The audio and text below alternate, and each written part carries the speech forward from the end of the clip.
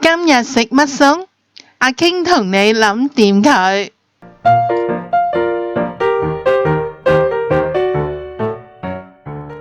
韓式年糕，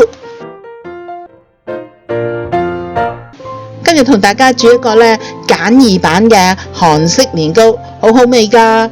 我哋嘅材料就係有椰菜啦、紫洋葱、蔥、韓式嘅年糕、韓國嘅午餐肉、魚餅、泡菜同埋韓式嘅酸蘿蔔。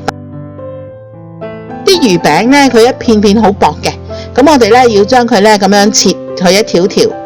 我哋又襯翻我哋嘅年糕嘅長度啦，切開佢一條條。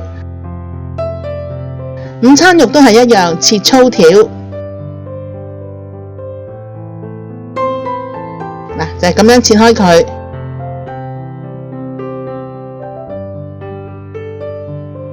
準備好之後，我哋睇我哋嘅醬料啦。咁我哋就落1匙羹嘅韓式嘅辣椒醬，1匙羹嘅韓式嘅辣椒粉。2湯匙嘅糖，1湯匙嘅生抽，1湯匙嘅蠔油，1湯匙嘅陳醋。嗱，將所有嘅料攪勻佢，1大湯碗水，然後將我哋嘅醬料都放晒落去。攪勻咗之後咁我哋就可以將我哋嘅年糕就放落去煮噶啦。嗱，辣椒醬嘅辣度就睇你自己中意，就買唔同嘅辣椒醬噶啦。嗱，當我哋滾啦，滾到嗰個年糕開始腍啦，你見到嘛？咁佢好容易就吉得入去嘅時候我哋可以就加其他嘅配料噶啦。嗱，我哋加我哋嘅洋蔥啦、椰菜、魚餅，然後我哋就再較大返啲嘅火，再慢慢咁樣滾熟佢。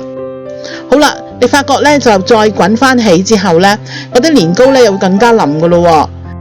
咁我哋可以將埋我哋嘅午餐肉都放埋落去。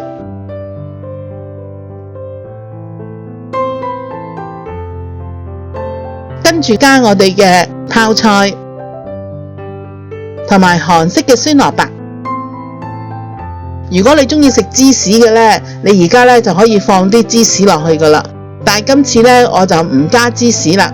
咁我就係煮滾咗之後，我哋就放埋我哋嘅蔥段，